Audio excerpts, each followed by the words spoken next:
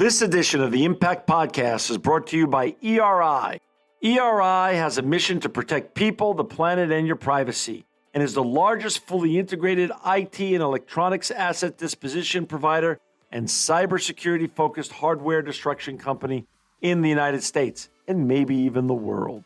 For more information on how ERI can help your business properly dispose of outdated electronic hardware devices, please visit eridirect.com.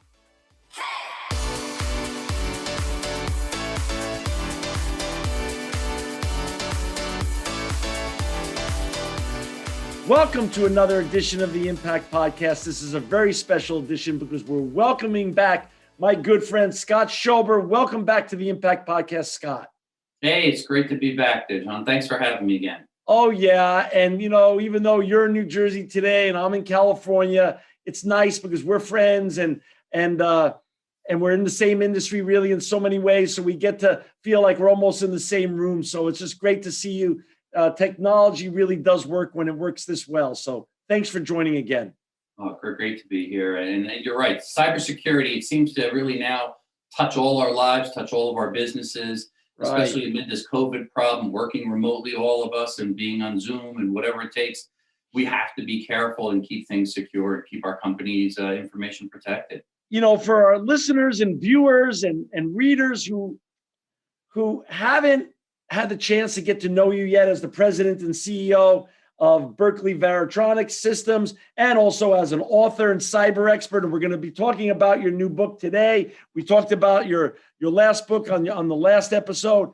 But before we get all that stuff, share a little bit about your background, your family's background, your pops, your brother, and how you guys came to do what you do, and now why you're really running one of the most important companies to keep us safe, not only in the United States, but around the world. Yeah, absolutely.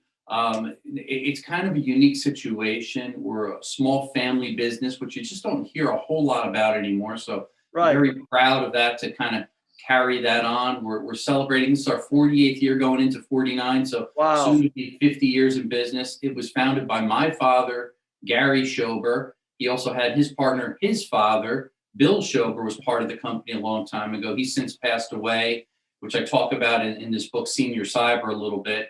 He was 99 years old, just short of his 100th birthday. He was a technologist. My father is really a self-taught, I call him a genius. He knows technology. He's like Steve Jobs or many other innovators, a Musk or anyone else that comes to mind. He's got that unique, uncanny ability to look at a complex problem and find a unique solution. And that really was the birth of our company. Berkeley Varitronics Systems was founded in Berkeley Heights, New Jersey, not far from the Bell Labs headquarters there, where it's really a think tank of engineers. And companies would come to us over the years and bring us a problem. We would craft and design a unique niche solution that solved their complex problem. And then hopefully it led to production and follow-up orders. And it spans a lot of different industries, but primarily we focus on wireless technology and a lot of the spin-offs of that, the security implications, keeping our companies, computers, and everything on the network safe from hackers that are trying to pry and get in. So that's kind of the backstory and what brought us up to where we are today, and a lot of heavy focus now on wireless threat detection tools to stop cell phones, Wi-Fi, Bluetooth coming into secure DoD facilities. Anywhere where classified information is or confidential information is, our tools are used to keep that area safe. And a lot of cybersecurity plays into that and educating people. So it's my mission to educate people, business owners, consumers, even seniors with my recent book, Senior Cyber. So I'm trying to get the message out there and keep people safe. I love it. And we're going to get to senior cyber in a second. Who are your typical clients? Is it large corporations, small corporations, government entities, or all of the above? Yeah, a little bit of all of the above. More of a focus toward the government agencies. So the common acronyms that we may hear, the FBI, the Secret Service, the CIA, many DoD branches globally that we're selling to, where they're, again, guarding that classified confidential information to keep the nation safe. But also a lot of other businesses. These could be companies working with the government, could be universities, It could even be small businesses. A lot of small businesses are using our tools to keep their company safe, so they're not compromised with their credit card or skimming devices and a whole slew of offerings that we make to, again, keep the wireless aspect secure for them. Wow, that's awesome. So now let's get to this, to your new book. I mean, you're prolific, you're an author. Is this your third book? Am I right? Yeah. Yeah, this is my third book. My first book was Hacked Again, Right. which is really the story of my company being targeted, myself personally being targeted and hacked repeatedly, Right. and all the misfortunes and mistakes that I made that I share with hopefully the readers, so they don't go down the same path and make the same mistakes I made. And as I did that and educated people, I learned, geez, this problem is now widening out. It's not just cybersecurity people that are being targeted. It's everybody. It's all of us that have credit cards and small businesses and whatever that we have that they can get in and steal our personal information. So it's really become everybody's business. And hence the genesis of cybersecurity is everybody's business was my second book. Right. And then I identified a niche area dealing with my parents, helping them with friends, my grandfather, as I share throughout Senior Cyber. There's an area of untapped education, and it's often overlooked, and that's seniors. So perhaps somebody that's my age, where they have aging parents that still are active using technology, the internet, smartphones, they need some help and guidance, and hopefully be emboldened and empowered a little bit that they can use technology for good and not live in fear of scammers and hackers. And that's really what was the genesis of getting Senior Cyber written. I blew the font up a little bit. My eyes are getting a little bit soft and difficult to see. And I think the senior audience appreciates that too. And it's an easy read. It's not deep dive technical or burying in acronyms. It's hopefully relatable things that as you grew up in your generation that you could understand it a little bit better and relate to and use technology for good and not be in fear. So I read your book. I love it, of course. This is a topic that's near and dear to my heart. So let's go into it. We now know why you wrote it. I mean, cybercrime is on the rise. If I'm not wrong, Scott, or if I'm close to the truth, $3 trillion the bad guys got away with in 2015, $6 trillion in 2020. The trend seems to keep rising. So you're in an industry that's sorely needed for your skill set, and the information that you put forward is sorely needed. What can seniors do to protect themselves? And what are some of the greatest hits of information that are in this book that people should be learning about? Yeah, it's a great point. It is ludicrous how the scams are rising, how much money is being stolen, and especially towards seniors. I should point out first, maybe, I kind of asked myself this question: why seniors? Why would seniors be targeted? Well, there's a huge population of seniors, number one, throughout the United States, especially the baby boomers and many seniors that are still using technology actively. And as they're doing it, they're not always that comfortable. And what are they falling for? It's the very common things that you and I talk about and other people talk about. Phishing scams are toward the top of the list. And they're often catered toward a senior to have them give in from an emotional aspect. It's something like a scam with the vaccine. They may receive an email and it says, register here to get your vaccine for COVID. And they're thinking, oh, wow, I'm waiting for this. I'm waiting for my doctor or someone to reach out to me. Just click here. They click there. It redirects them to another website and it asks them for some personal information. And that's the beginning of the scam as they start to siphon this information where they could then try to take out credit in their name. They could try to attack their bank account or some other scam that they're trying to orchestrate. So phishing scams are really scary. And again, they're targeting that group of seniors facing the emotional issues. And oftentimes seniors tend to have a little bit more disposable income. They have a little more time on their hands. They tend to be a little bit more trusting. So if we think about all those facts, what happens? They may be a little bit more likely to give in. The same is true with phone scams. And especially this time of year, John, you think about the IRS or filing, people are e-filing, they're encouraged, they're thinking about stimulus, they're thinking about getting their refund. Well, guess what? Hackers are going to be very busy the next few months trying to, again, target seniors. So seniors have got to be very careful if they receive a phone call asking them for confidential information, somebody claiming to be from the IRS. An email, again, with a phishing attack, claiming to be from the IRS. Just click here and enter this information in. So a lot of this is more cautionary type of information. So seniors don't go to the next step. They stop, they investigate, and then they ask a trusted family member, or they pick the phone up and call to verify to make sure something is not a scam, so they're not duped out of their financial savings. You know, the COVID issue, it's just like you said, exposes us to these scammers. Is it because scammers in the cyber world are looking for soft spots, and the anxiety and the confusion that this has created, that COVID has created, has then opened up more soft spots for them to take advantage of? Socially speaking, has that become really what's going on here? Yeah, absolutely. And in fact, case in point, about 2 weeks ago, I was up at my parents' house helping them out with some things, and as I mentioned, they're having some health challenges and so on and so forth. Right. We were talking about the vaccine and when are you going to get it? Oh, we're waiting for a phone call or an email or something. Yeah. And right then the phone rang. My father picked up and he goes, "Oh, somebody's calling about the vaccine. Hold on, let me give him the information." And I was like, "Stop, wait a second." And sure enough, it was a scammer. And when he hung up, he was mad and he goes, "What is going on? How could these people be so ridiculous where they'll actually target seniors and fool them?" He goes, "I was so focused on the vaccine and getting it, I'm not even thinking about being scammed." And that's the point. We have to slow down, stop, and really investigate the phone call, the email, the text message that we get, the letter in the mail, whatever means they're using to get to us.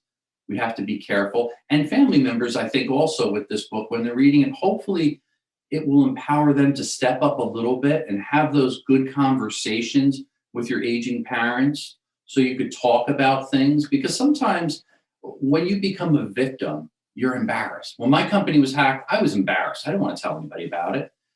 Finally, it was a story. It broke Associated Press. They wrote a whole editorial about it, and I shared the information in hopes that other people won't go down the path I went. But seniors sometimes are a little bit private, and they may not want to show that they gave in or they made a mistake. They gave the credit card information over the phone. They're embarrassed, and they may be a little bit prideful, and that's okay. But if family members have that conversation with them, "Hey, Ma, hey, Dad, if you do get a phone call, before you give any information, jot some information down, ask them their name, ask for the phone number in case we get cut off." A little bit of investigative work, and then say, "I'll call you back," and then give me a buzz. And that way it kind of slows the chain down. And now it's usually the scammers are always trying to make it time is of the essence. You got to give me this information. You're going to lose your chance to get the vaccine. You're going to miss out on this lottery prize, whatever the scam is. So if they make it seem too good to be true and they got to react quickly, that the flag should go up there. So have that conversation with your aging parents so you could tell them, slow down and let's discuss this together just to make sure you're not duped. Scott, this book, I read the book, and for our listeners out there, I highly recommend it. Not only, read it. If you have a parent that's aging, read it yourself and share the information with your parent, or give it as a gift to your parent. This is just a great book. I learned a lot from it. The great thing about it, what you do is you give so many real life examples in it. So it's becomes very understandable to see how we can all get duped. All of us, doesn't matter what age, frankly speaking. I'm 58 years old and I learned a lot, like how to better protect myself here. Talk a little bit about debit cards, credit cards, gas pumps, and ATMs. How can all of us, but especially seniors, but all of us protect ourselves better at those critical junctures that are being exploited all the time? Yeah, it's a great point. It's something I learned too, just even the past years ago in my research. When I go to the gas pump, I'm so accustomed, just take out the credit card and pay via credit card. And the big fear we have to be careful of, the millions of gas pumps throughout the United States, there are skimmers that are put in there. They're either slid down in the neck of the actual point of sale terminal, or they're Bluetooth skimmers that are put inside the gas pumps that you cannot even see. So when your credit card goes in, the transaction will go through, you pay $20, $30 in gas, but at the same time, they're copying your CVV data, your credit card data, that number, the expiration date, and hackers will then wirelessly transmit that to their laptop. They'll sit 75, 100 feet away from that gas pump, and they'll get hundreds of stolen credit cards from each gas pump. And every day, the average gas pump with a skimmer in it, it's about $116,000 that is actually accumulated before they actually find the skimmer. That's the estimate, which relates to what? Billions of dollars in stolen credit cards just at the gas pump alone. That is scary. What can we do? Yeah. Well, there's a couple common sense things that we could do, and not everybody likes it, but we always often trade convenience for security, security for convenience. I pay cash at the gas pump. Why? They can't do anything. You pay them cash, you don't get your credit card skimmed. The laws for protecting credit cards at the gas pump are not there yet. They haven't forced the petroleum industry to upgrade to have more secure chip and pin technology. We think about it, we say, well, no, my credit card's got chip and pin on it, Scott. Sure, it does, but what are you doing? Your credit card slides in and it still has that mag stripe on the back of it. So as long as you have a mag stripe on the back of your credit card, you can be a victim, and it can easily, with a skimmer, it just reads that credit card data off there. It's not secure. It's decades old technology that is insecure. So use cash at the pump. You're much safer. It's a little better at an ATM machine. Why? Because you have additional layer of security. Besides cameras and lights and things like that, you have to enter in a PIN code. So you kind of think of that as multi-factor authentication or two-factor authentication, another layer of security. And of course, if you're going to be using an ATM, use your hand to cover up if you're going to enter your PIN code so that in case they put a pinhole camera, they can't see what you actually type in, because cyber thieves are embedding that in little plastic bezels all around the ATM machines so they could steal that information, as well as sticking skimmers inside the ATM. Not as prevalent as the gas pump. They go for the easy hacks first. They're going to fill up all these gas pumps with thousands and thousands of skimmers, steal our cards until they're upgraded. Once they're upgraded, then they're going to migrate to another hack. So just using common sense and caution there. I personally minimize the use and try not to use an ATM. I'd rather wait till the weekend, go into the bank and take out some cash, keep that in my wallet, keep that in a safe locked away, and use cash as much as I can to minimize the chance of being a victim with a debit card or a credit card. Scott, when you read the newspaper, every other day there's another breach. Home Depot, Sony, Marriott, the lists go on of these really wonderful brands that we all have come to love and use and enjoy their services and their goods that they sell. But they're breached and they have massive losses of information, of capital sometimes, of goodwill we know. If they can't protect themselves from the bad guys, how can we as small business owners or entrepreneurs protect our businesses in America or even our households? I mean, are we all at that much of a risk and they're going to get us regardless of what we do? John, you make a great point. Nothing is 100% secure. And I often thought about that too. If you look at JP Morgan got hacked years ago, and they spent $500 million they committed after that hack. $500 million to keep it secure. That's one of the most secure banks in the world.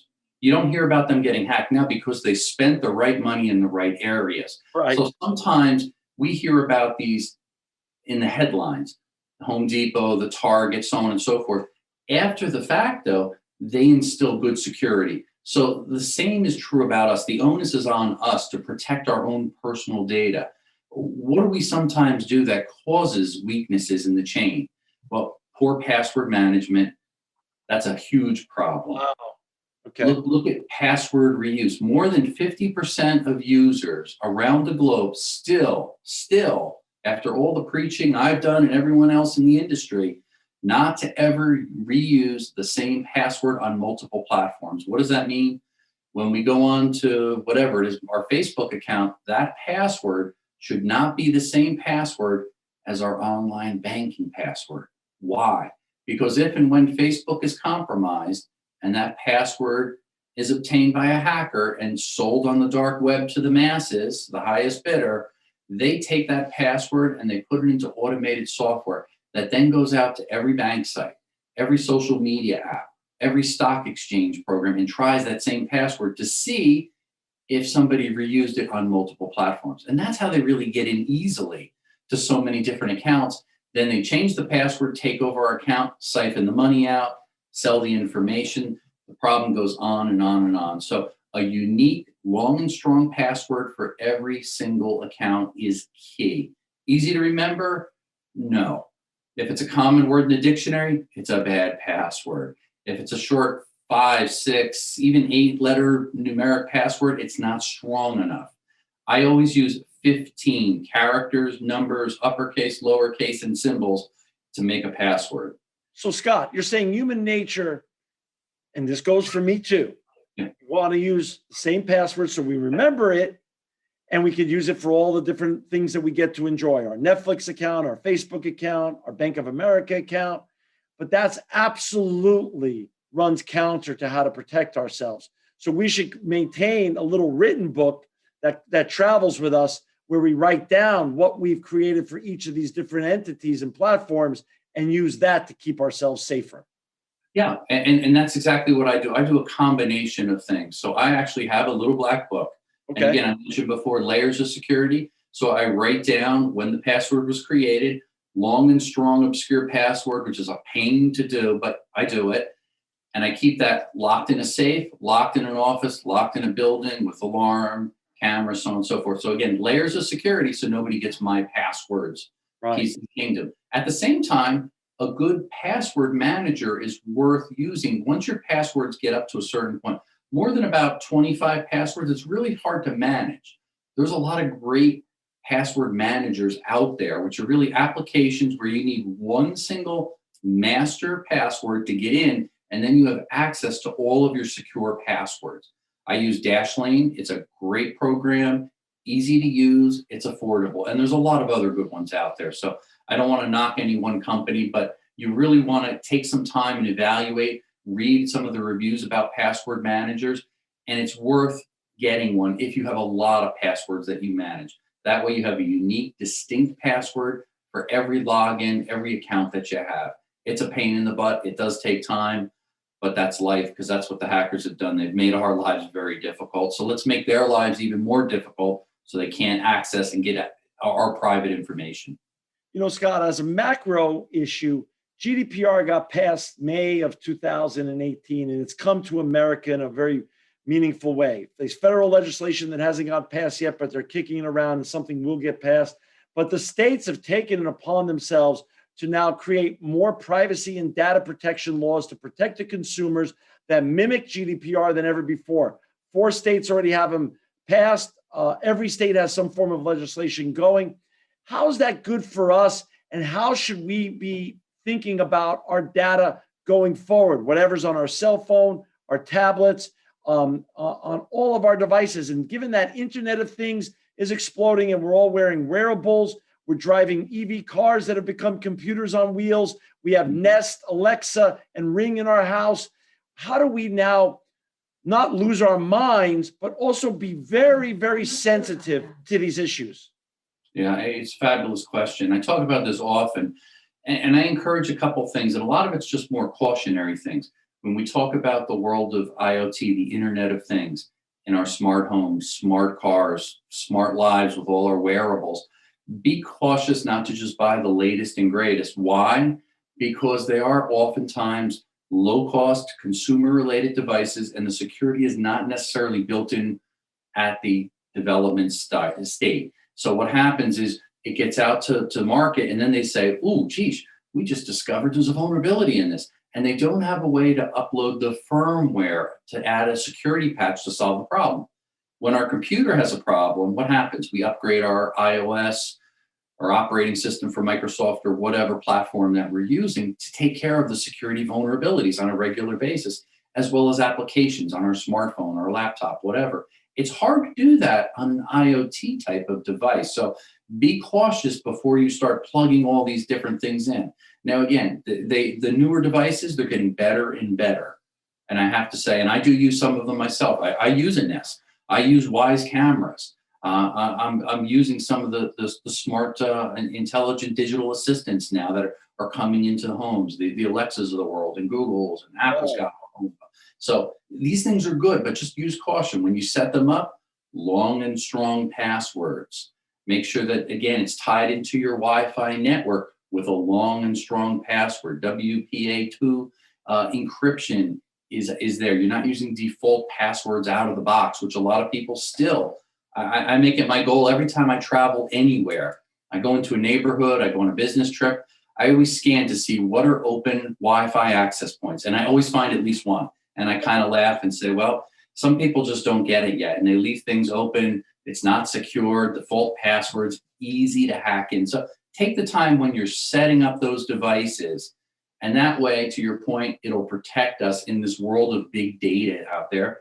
And one other point I should add is be careful not to be too quick to use free email. If you're just sending general correspondence and things, a Gmail account, a Yahoo account, that's okay. But oftentimes we're trading, we're getting free email. Why is it free? Because they are reading and have access to the content of that email.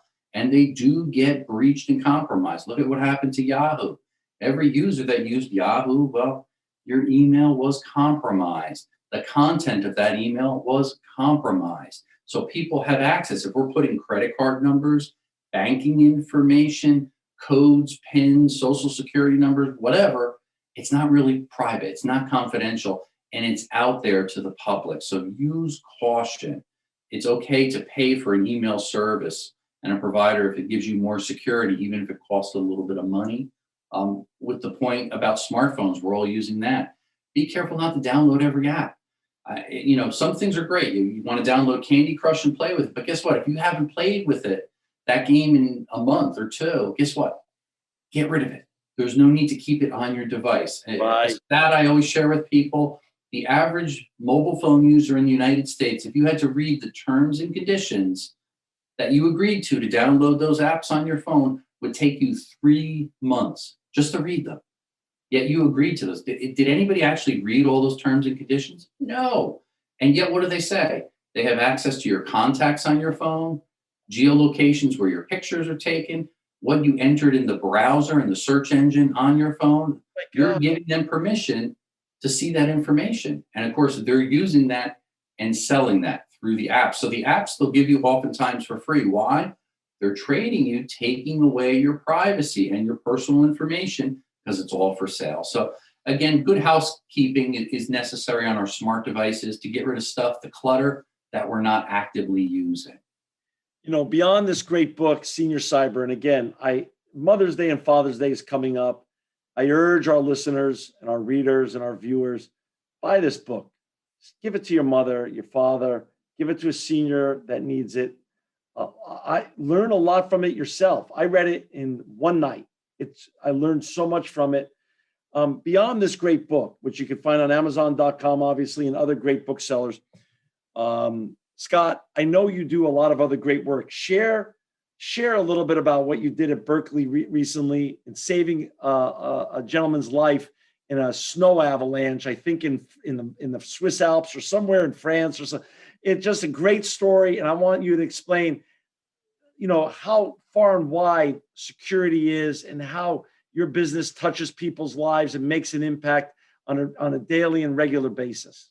Yeah, absolutely. And we're super proud of this. We developed a device that's called the Wolfhound Pro. Yeah. And what it is, it's a cell phone detector. It looks for cell phone signals that are transmitted out of our mobile phone, and it's coupled to a direction finding antenna. And what happened is this story, and it's a true story, and it's a recent story, just happened a few weeks ago. Okay. There was a family traveling along at the base of some mountains in Val d'Isère area of France, and there was a huge avalanche that happened.